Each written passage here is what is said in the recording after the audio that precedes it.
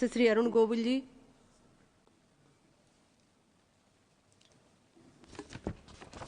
जय श्री राम। आदरणीय अध्यक्ष महोदय, आपका बहुत बहुत धन्यवाद कि आपने मुझे बोलने का अवसर दिया।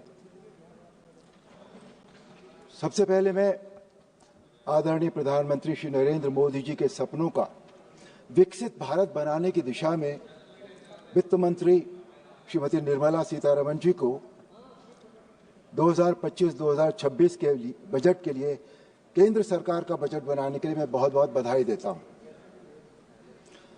इस कल्पनाशील बजट से जहां एक तरफ पूरे देश के मध्यम वर्ग, व्यापारी, किसानों, महिलाओं, वेतनभोगी, श्रमिकों और युवाओं में खुशी की लहर दौड़ गई है, वहीं विरोधी दलों के लिए ये बजट एक भूकंप की तरह रहा है।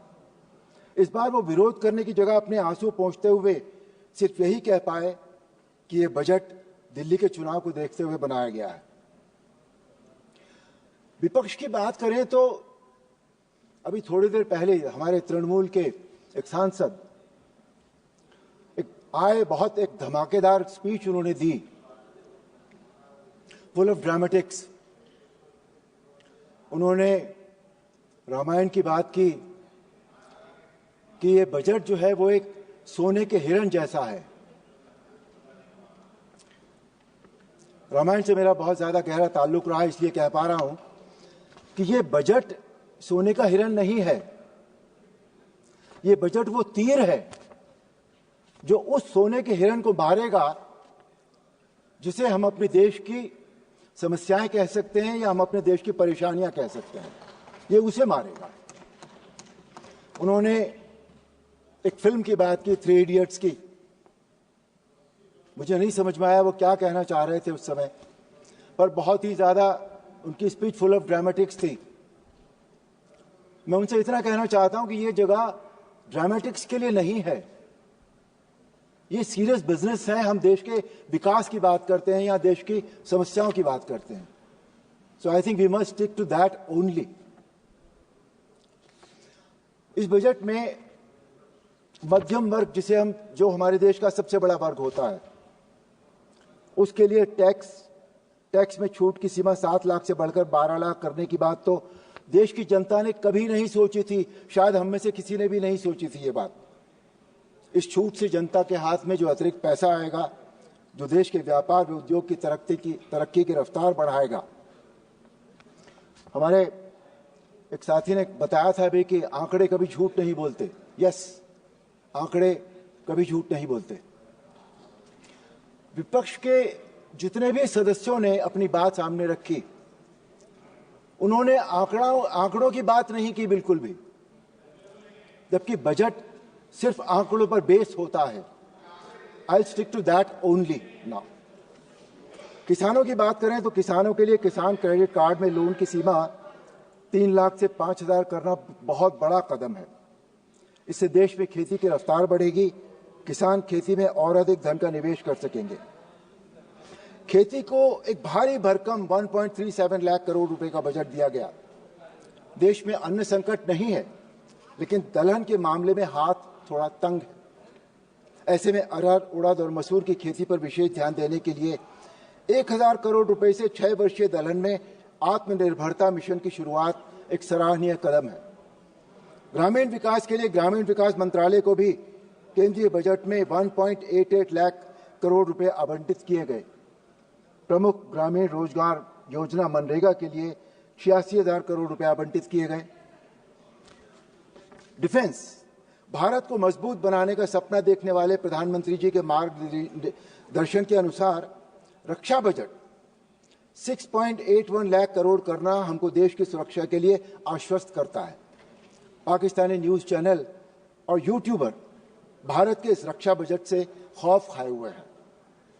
देश में उच्च शिक्षा के क्षेत्र में भारी विकास हुआ।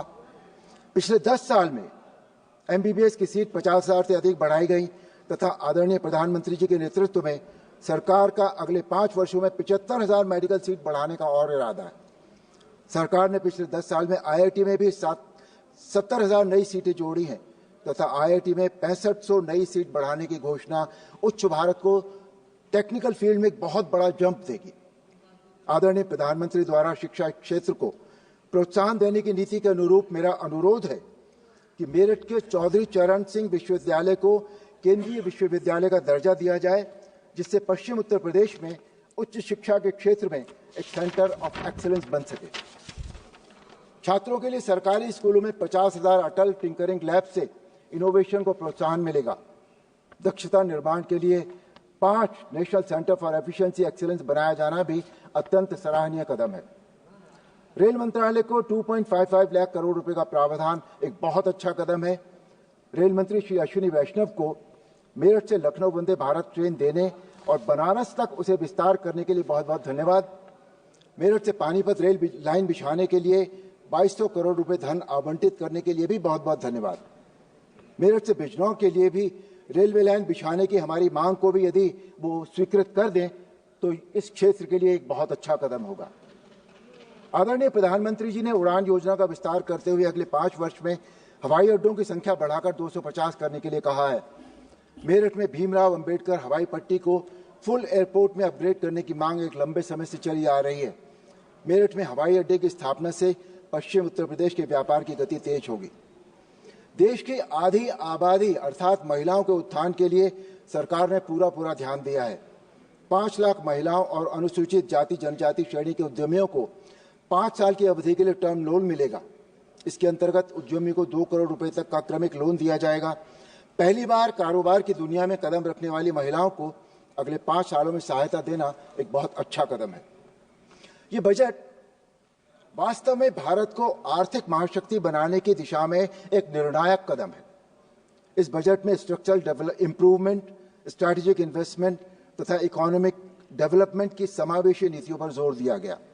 कृषि, एमएसएमई, निवेश और निर्यात पर ध्यान केंद्रित करके अर्थव्यवस्था को मजबूत बनाने का इरादा है। प्रस्तावित दूसरी परिसंपत्ति मुद्रीकरण योजना नई परियोजनाओं के लिए 10 लाख करोड़ रुपए के मूल्य को अनलॉक करेगी, जिससे बुनियादी ढांचे के विकास को गति मिलेगी। स्टार्टअप के लिए फंड ऑफ फंड्स का विस्तार, खिलौना क्षेत्र के लिए फोकस उत्पाद योजना छोटे व्यवसाय को बढ़ावा देने के लिए सरकार की प्रतिबद्धता को दर्शाती है। सूक्ष्म उद्योगों के लिए क्रेडिट कार्ड के विस्तार और स्टैंड अप इंडिया योजना के तहत सावधि ऋण में बढ़ोतरी से एंटरप्रेन्योरशिप तथा रोजगार निर्माण को और भी बढ़ावा मिलेगा। मैं वर्ष 2047 तक भारत को विकसित संपन्न देश बनाने की दिशा में माननीय वित्त मंत्री जी द्वारा प्रस्तुत बजट का समर्थन करता हूं। उनको बहुत बहुत अभिनंदन। माननीय प्रधानमंत्री श्री नरेंद्र मोदी जी को बहुत बहुत अभिनंदन और बहुत बहुत बधाई। जय श्री राम।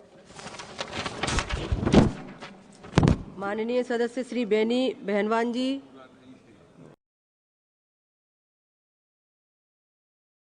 चित्र की जिंदगी में जीते जीते बहुत परेशान हो गए आप। बहुत रील स्क्रॉल कर रहे हो, बहुत फोटो स्क्रॉल कर रहे हो, पर चरित्र की जिंदगी को जीना चाहते हो। आओ